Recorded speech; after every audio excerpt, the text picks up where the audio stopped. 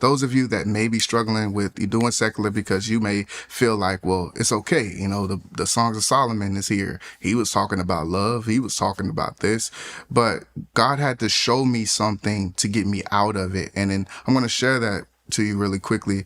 I was doing a performance with a well-known rapper, and I had to open up, and it was my turn to get on the stage, and I got on stage. I did my thing. When I came down, a voice began to speak to me and said, I need you to go to the back. And I didn't understand why I was hearing this voice, but I went to the back of the club that we was in when we was performing. I sat there and it said, watch. I just heard a voice said, watch.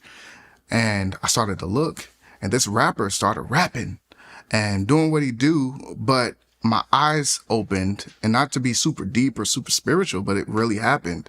My eyes opened to the spirit realm where I saw these shadows. It was like dark shadows coming out of his mouth through every word that he was saying, and go into the people. And I started to see how people started changing. Like, they started getting more violent. The girls started getting more seductive and all of this. And next thing you know, gunshots just started to happen in the club. I run out and I'm just bawling and crying. I'm like, this is what you wanted me to see. That day was the day that I said, I'm done.